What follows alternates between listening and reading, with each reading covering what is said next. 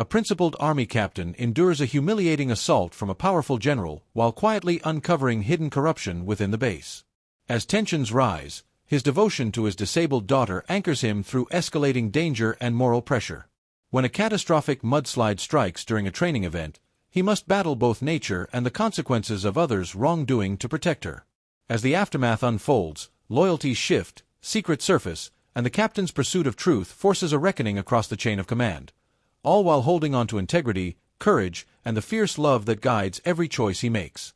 Cicadas hissed in the late summer heat as Captain Elijah Ward stood at rigid attention on the cracked asphalt of Fort Reddick's parade yard, the air around him vibrating with the muffled thrum of distant helicopters.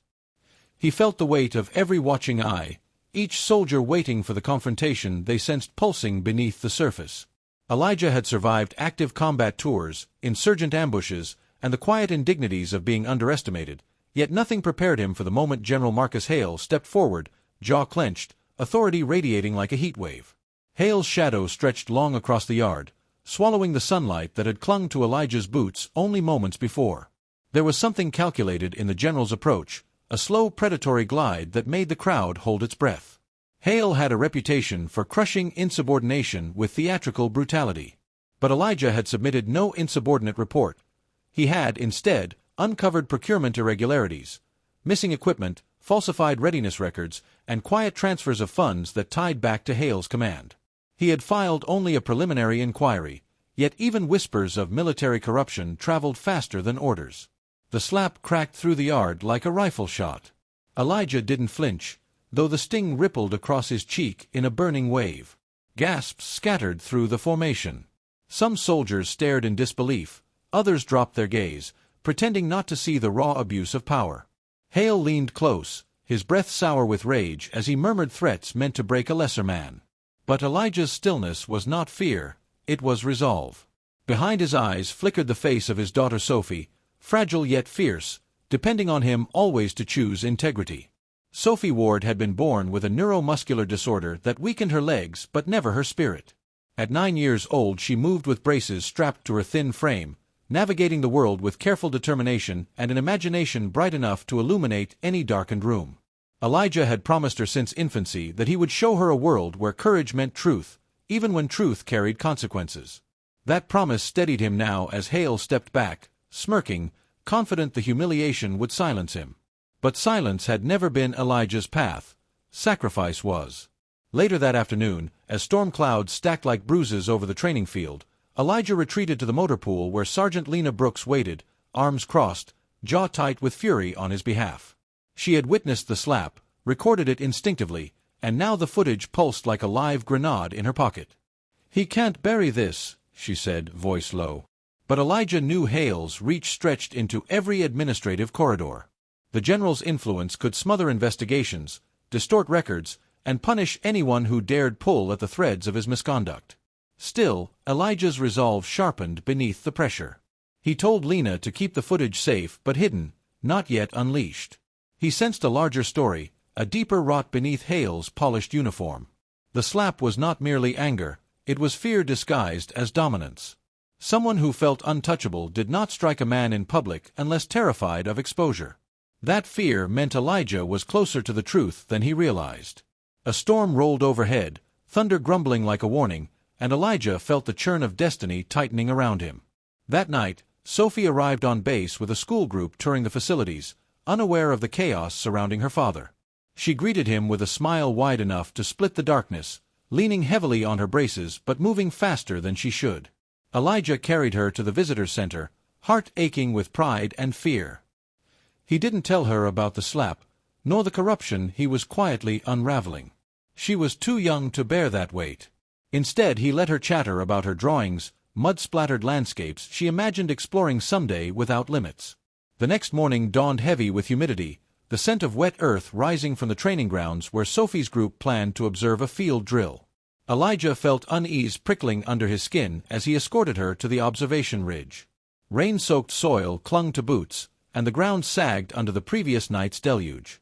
He scanned the terrain, noting a subtle tremor each time vehicles moved across the lower basin. Something was wrong with the earth itself. Yet protocol insisted the drill continue, and Hale's recent fury made questioning orders dangerous. As the drill commenced, engines roared and mud churned beneath the convoy's tires. Sophie watched with bright-eyed fascination, unaware of the slow-moving disaster building beneath her. Elijah felt the ground shift, a low groan, subtle but unmistakable. The saturated hillside shivered, a sheet of earth loosening from the inside.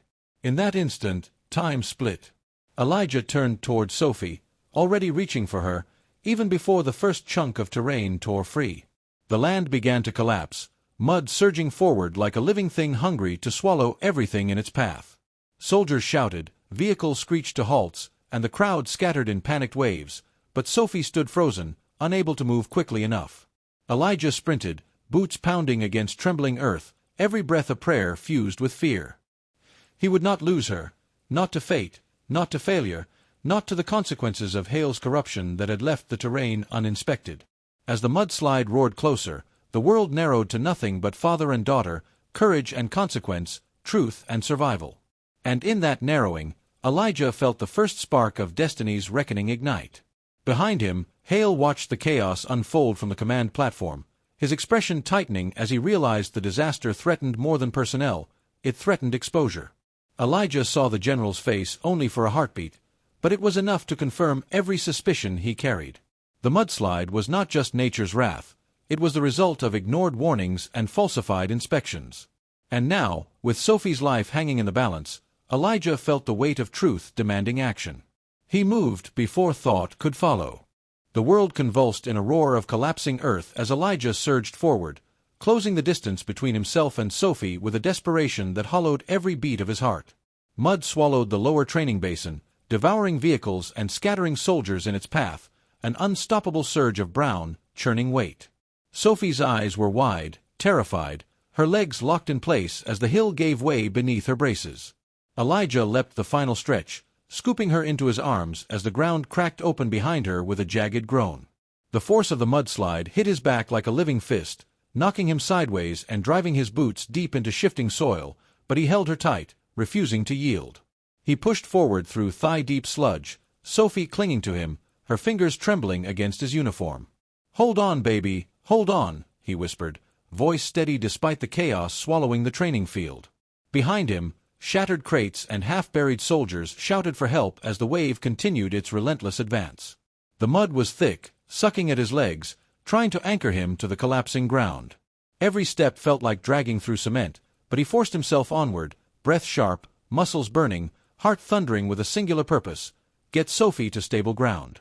A nearby Humvee skidded as mud pushed it sideways, the vehicle slamming against a tree trunk with a metallic scream. Sergeant Lena Brooks appeared on higher ground, waving frantically, her voice cutting through the storm of chaos. "Elijah! Up here! Move toward me!"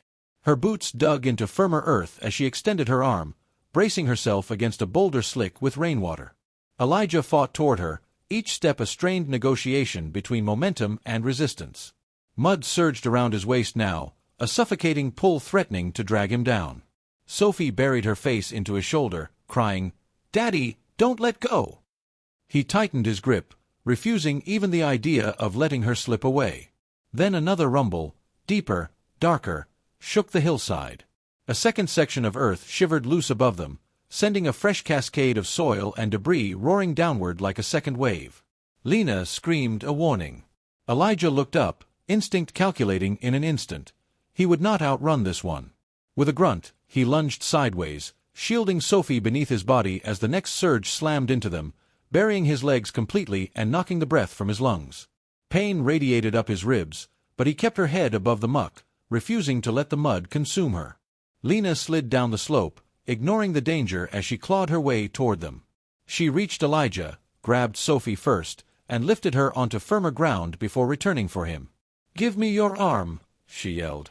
Elijah strained, freeing one arm from the suction of the mud's grip.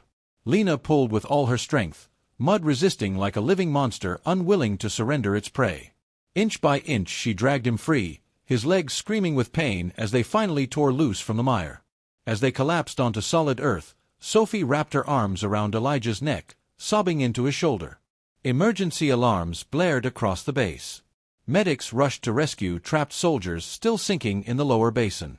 Helicopters circled overhead, rotors chopping the humid air as rescue crews scrambled to deploy ropes and stretchers. Rain began again, soft at first, then harder, turning the world into a blurred wash of gray and brown. Elijah rose to his knees, holding Sophie close, feeling the tremble of her fear seep into him. He whispered calming words, brushing mud from her hair as she tried to catch her breath. Then Elijah saw General Hale standing near the command tent, his expression tight with calculation instead of concern. Hale barked clipped orders at his staff, insisting the mudslide was an unforeseeable natural event. But Elijah knew better. He had read the reports. Environmental risk assessments flagged unstable soil conditions, aging drainage culverts, and overdue terrain stabilization that Hale had delayed to redirect funds elsewhere.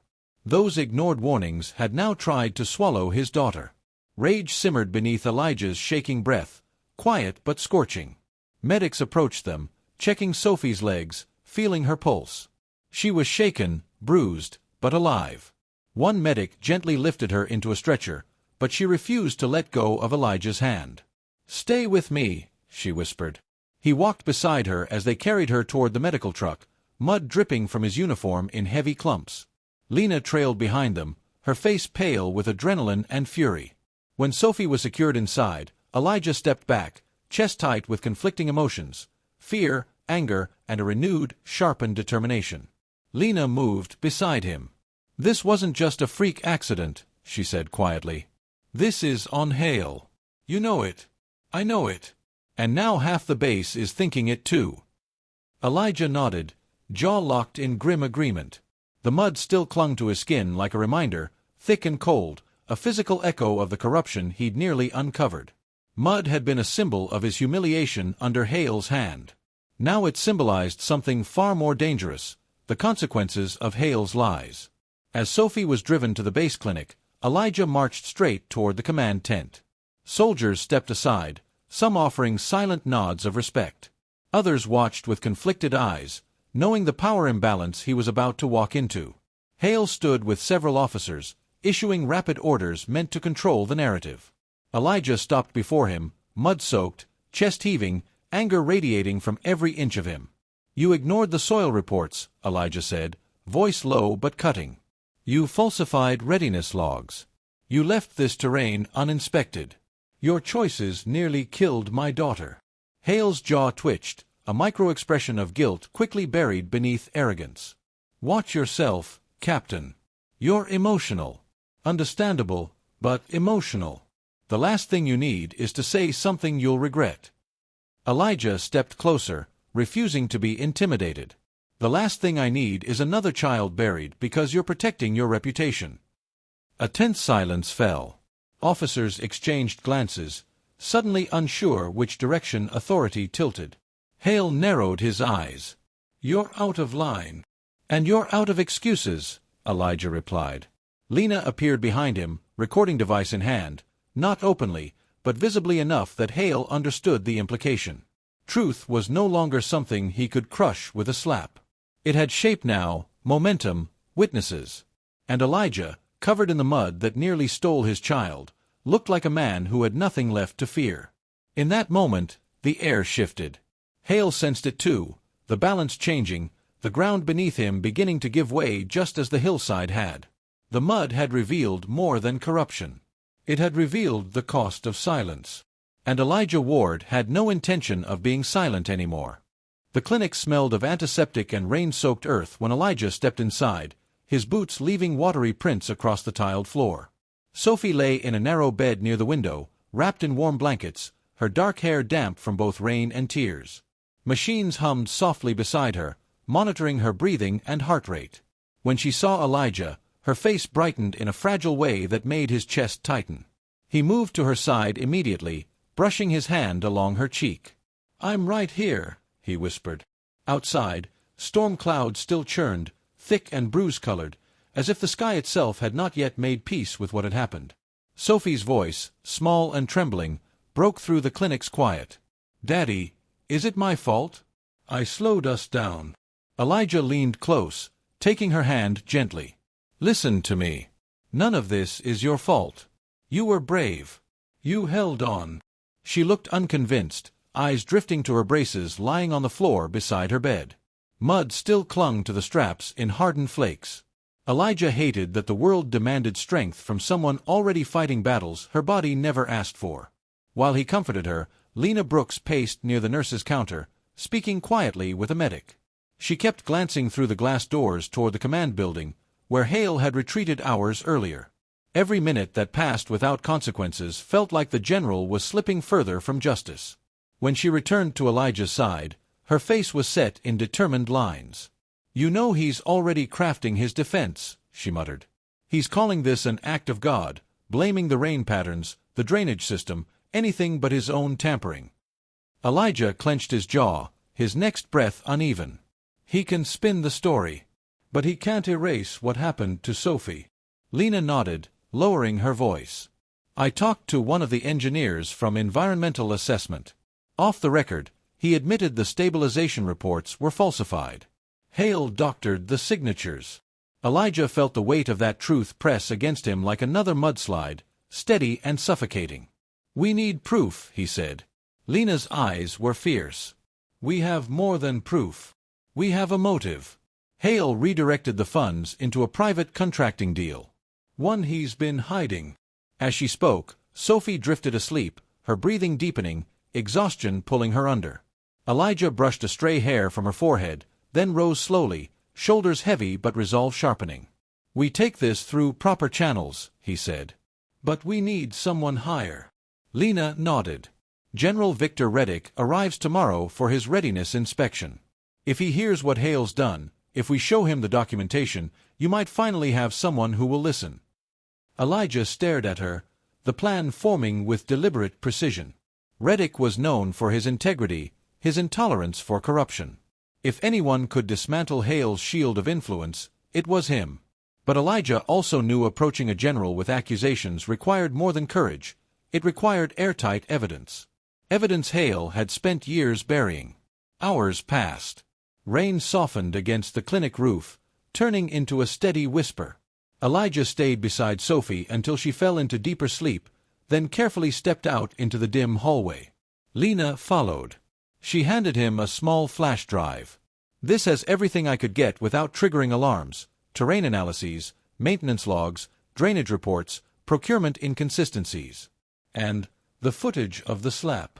Elijah held the drive, staring at its dull metallic surface, feeling the weight of what it represented. Truth. Pain. A line he could not uncross. "What about the engineers' testimonies?" he asked. Lena's mouth tightened. "They're scared. Hale threatened to reassign them, some to overseas postings they won't survive." Elijah's stomach twisted. Hale wasn't just corrupt, he was dangerous. "We'll need Reddick's authority to protect them," Elijah said. As they walked toward the exit, thunder groaned faintly in the distance. Floodlights cast long shadows across the base, revealing the chaos left behind: overturned vehicles, mud-filled craters, emergency crews still working to extract equipment. The earth looked wounded, as though reflecting every human fault buried beneath its surface. Elijah stopped at the edge of the parade yard, staring at the place where Hale had struck him. The memory echoed sharply. But the slap no longer felt like humiliation, it felt like a beginning. Lena broke the silence.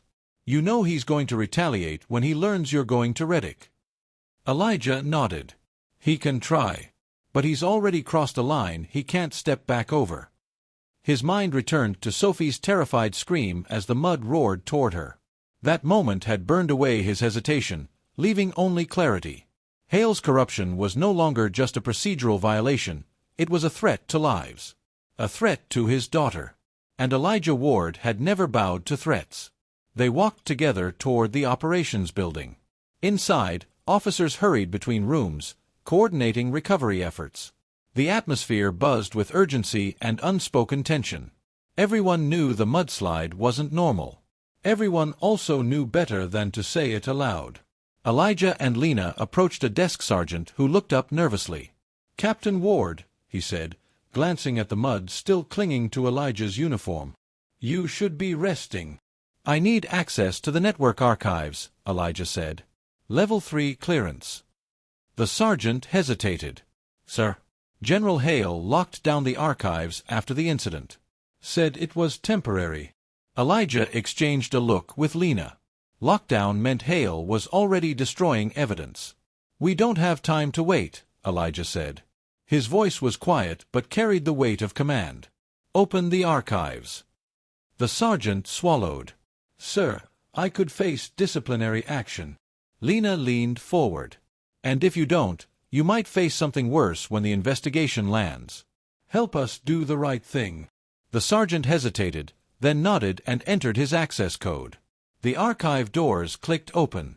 Elijah and Lena slipped inside. Rows of terminals blinked softly in the dim light. Elijah inserted the flash drive. Files appeared, scans, reports, flagged inconsistencies. But when he searched for key terrain documents, he found entire sections missing, replaced with error codes and access denied tags. Hale was already erasing his tracks. "Print everything we have," Lena said, already feeding paper into the machine. Elijah scrolled through remaining logs, noting dates, signatures, discrepancies. Every missing file was proof itself, proof of intent to destroy records. He downloaded everything onto a second drive, labeling it mentally as the one he would hand to Reddick. Suddenly the door behind them opened. Elijah turned quickly. General Hale stepped inside. His expression was calm, but his eyes were sharp, predatory. "Captain Ward," he said smoothly, "I hope you're not mistaking a tragedy for an opportunity." Lena shifted subtly, standing between the general and the terminal. Hale's gaze coldly assessed both of them. "You think a mudslide makes you a hero? You think near-miss theatrics give you leverage?" Elijah stepped forward, meeting Hale's stare. "This isn't leverage. It's truth." Hale's voice dropped. "Truth is what I say it is." Elijah felt the final barrier between them dissolve. "Not anymore." In Hale's eyes flickered the first glimmer of fear. For the second time in 2 days, the ground beneath a powerful man began to shift. And Elijah Ward was no longer alone. The air inside the archive room thickened the moment Hale stepped forward, his boots clicking sharply against the concrete floor. He closed the door behind him with a deliberate, quiet finality, a gesture that carried more force than a slammed fist. The hum of the fluorescent lights overhead buzzed in tense counterpoint to the storm gathering outside. Elijah stood still, but his pulse hammered hard enough to echo in his ears. Lena remained beside the terminal, shoulders squared, her posture a silent declaration that she would not be moved. Hale's gaze swept over the scattered printouts, the active screens, the flash drive in Elijah's hand. His expression tightened. "You're accessing restricted files without authorization," he said, voice level but laced with threat. "That alone is grounds for court-martial." Elijah stepped closer. "You locked them down because they expose your fraud." For a heartbeat, Hale's expression cracked, just enough to confirm everything Elijah suspected. But the general recovered quickly, his mouth curving into a thin smile. "You're emotional, Captain. And you're mistaken. I have served this army for 30 years. My record speaks for itself." Lena folded her arms. "Your record is built on buried reports, doctored signatures, and threats." She jerked her chin toward the door. "You almost buried a 9-year-old girl today." Hale's jaw flexed. The mudslide was an act of nature. If your daughter was injured, it is unfortunate, but hardly my. Elijah moved before he realized it, crossing the distance between them, anger erupting in a swift, controlled motion. He seized Hale by the front of his uniform and slammed him against the filing cabinet. Metal rattled violently. Hale's eyes widened, not with fear, but outrage. "You will not say her name as if she's an inconvenience," Elijah growled. "You endangered this entire base to hide your crimes." Hale shoved back, eyes sharp with fury. "Release me, Captain." "No." Elijah held him a moment longer, then stepped back, breathing hard. Lena placed a hand on Elijah's arm, grounding him. "We need to stay ahead," she whispered. "Reddick arrives at 0800. We must get this evidence to him before Hale starts rewriting the narrative." Hale straightened his uniform, regaining his composure with cold precision. "General Reddick won't entertain conspiracy theories from disgruntled subordinates. He trusts me." "He trusted you," Elijah corrected. "Until now." Hale's eyes narrowed to slits. "You think you're the hero in this story?" You're one misstep from losing everything: your rank, your pension, your custody of your daughter. You should consider carefully how far you push this." The threat struck like an icy blade. Elijah's hands curled into fists, but he didn't rise to the bait. "Instead," he said, "my daughter is alive because I didn't follow your orders. Nothing you threaten me with is greater than that truth." Hale's lips thinned. "We'll see." Then he turned sharply and exited, leaving the heavy door to swing shut behind him with a metallic thud. The silence that followed was thick with tension. Lena exhaled. "He knows he's cornered." "Cornered animals are dangerous," Elijah said softly. "We need to move fast."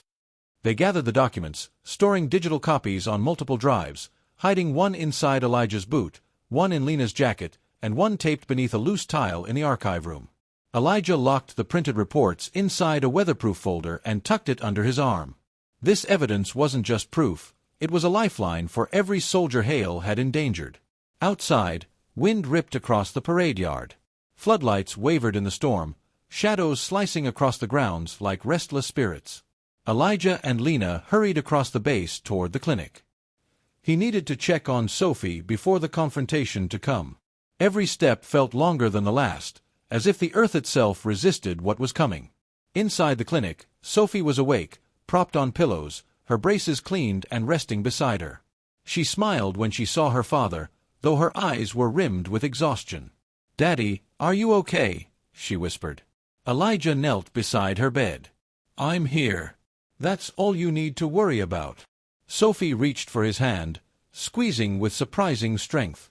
"You'll fix things," she murmured. "You always fix things." Her trust warmed him, steadying him like a lighthouse in fog. "Rest, baby girl," he said softly. "Just rest." He kissed her forehead, then turned to Lena. "Reddick will be here in less than an hour. We need to be ready." They met in the operations building as dawn's first pale light broke through the storm clouds. Soldiers bustled between departments, unaware of the quiet war unfolding behind sealed office doors. Elijah and Lena positioned themselves near the landing pad where General Victor Reddick's helicopter descended with a thunderous roar. Reddick stepped out, a tall, broad-shouldered man with silver at his temples and eyes sharp enough to cut through lies. He surveyed the damaged terrain, the overturned vehicles, the mud-streaked barracks. His frown deepened as he approached Hale, who greeted him with forced confidence. Elijah stood nearby, folder in hand, waiting for the right moment. Lena stayed close, her presence a silent reinforcement. "General Reddick," Hale began, "we've had a catastrophic weather event. Completely unpredictable. I've already initiated recovery protocols." Reddick's gaze assessed Hale with cool detachment. "I read the preliminary reports. Something doesn't add up." Hale stiffened. "Sir." Before Hale could launch into his explanation, Elijah stepped forward. "General Reddick, sir," he said, voice steady. "Permission to present urgent evidence regarding the cause of yesterday's mudslide." Hale's head snapped toward him. "Captain Ward, you are not authorized to." Reddick lifted a hand, silencing him. "Speak, Captain." Elijah held out the folder. "Sir, the mudslide was not a natural disaster. Terrain stabilization reports were falsified. Maintenance logs were doctored. Funds intended for soil reinforcement were diverted. The signatures on the environmental documents are forged." Reddick opened the folder, flipping through the reports with growing tension in his jaw. "These are serious allegations." Lena stepped forward. "Sir, we also have video documentation of General Hale physically assaulting Captain Ward after he initiated a preliminary inquiry into these discrepancies." Hale's face drained of color. "This is absurd. They're conspiring to." Reddick snapped the folder shut. "Enough." The word hit like a gavel.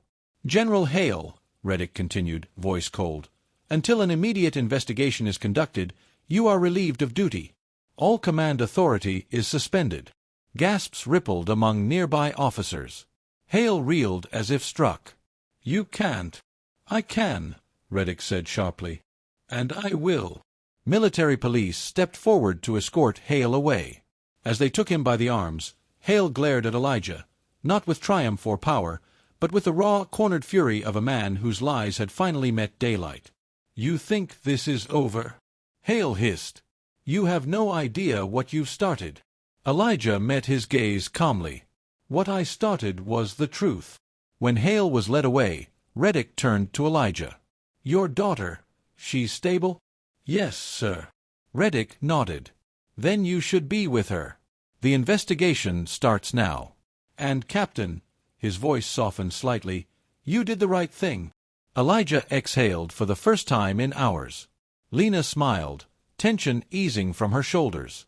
Together, they walked back toward the clinic, dawn warming the horizon behind them. But Elijah knew the story wasn't finished. Hale's last words clung to the air like a storm refusing to leave. And storms, Elijah had learned, always revealed what the earth tried hardest to bury. The sun climbed slowly over Fort Reddick, its early light glinting off the puddles left from the storm, illuminating the base with a soft, almost forgiving warmth. Elijah walked toward the clinic with a quiet heaviness in his chest, the kind that didn't crush but reshaped the air around him. Last night had ended with Hale's removal, the truth finally pulled from the mud and laid bare before the chain of command. It should have felt like victory. But victory, he realized, was never clean. It carried a weight, a reckoning. And this reckoning was not yet done. Inside the clinic, Sophie sat upright, her hair brushed, her cheeks brighter than before. She smiled when Elijah entered, but he saw the lingering fear behind her eyes, an echo of what she had endured. He took a seat beside her, holding her small hand in both of his. "How's my brave girl?" he asked softly. "Better," she said, though her voice trembled just a little. "Lena brought me hot chocolate." Elijah smiled. "Hot chocolate fixes almost everything." Sophie leaned her head against his arm. "You fixed everything," she whispered. Elijah swallowed a lump in his throat. "I only protected what matters most." A gentle knock sounded at the door. General Reddick stepped inside, towering but kind-eyed. He nodded to Sophie before turning to Elijah. "Captain Ward," he said gravely, "I owe you more than an apology. Your courage spared lives. I've reviewed the evidence in full. An investigative tribunal has been convened. Hale will face court-martial." Elijah exhaled slowly, absorbing the weight of those words. Reddick added, "You will testify. I know that's not easy, but your voice is essential." Elijah nodded. "I'll say whatever needs to be said." Reddick glanced at Sophie again, gentling at the edges. "Your father has done this army proud." Then he left as quietly as he arrived. Later that morning, with Sophie resting again, Elijah stepped outside for a breath of cool air. The storm had passed, leaving the landscape glistening, the mud beginning to dry into cracked, uneven patterns across the damaged training field. Soldiers worked to clear debris. Others repaired fences and equipment. But beneath the routine hum, there was a shift in the atmosphere, respect, whispered admiration, a shared awareness of everything that had happened. Lena joined him near the edge of the parade yard, her uniform stained with dirt and sweat from hours of assisting recovery crews. "They're already talking," she said. "Half the base believes you should be promoted." Elijah shook his head. "I didn't do this for rank." Lena smirked. "I know. That's why they respect you." They stood in silence for a moment, watching sunlight stretch over the base, revealing the damage clearly. Mud still clung to the inclines, the scars of the disaster stark and unyielding. "It's strange," Lena murmured, "how something destructive can uncover the truth." Elijah nodded. "Mud buries and reveals. Maybe that's the lesson." That afternoon, Elijah was called to the tribunal prep room. He expected a structured debrief, but instead found Hale sitting alone, wrists cuffed, posture rigid but drained of the dominance he once carried. His uniform had been stripped of rank insignia. His eyes, once sharp with superiority, now flickered with something brittle. Elijah froze in the doorway. Hale looked up. "Ward," he muttered. "Come to gloat." Elijah stepped inside slowly. "No. I came because I was told you requested to see me." A tense silence stretched between them. Hale's breathing hitched, as though the effort to maintain composure was costing him. "I didn't intend for any of this," Hale said finally. "The contracts, the budget cuts, it was pressure from above." I made choices. Bad ones. But I didn't want anyone hurt. Elijah's expression didn't falter. Intent doesn't erase consequences. Hale clenched his jaw. You think I don't know that now? I saw your daughter in that mud. He faltered again, looking down at his hands. There's a moment when a man realizes he's gone too far to salvage the person he used to be. Elijah exhaled slowly.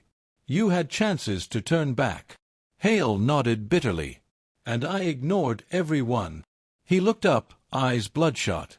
I'm not asking for forgiveness. I just needed someone to hear me say it. Elijah studied him, the fallen authority, the man drowning beneath his own decisions. I hear you, Elijah said quietly. But the truth still stands. Hale bowed his head. It does. When Elijah stepped outside again, he found Lena waiting. You talked to him?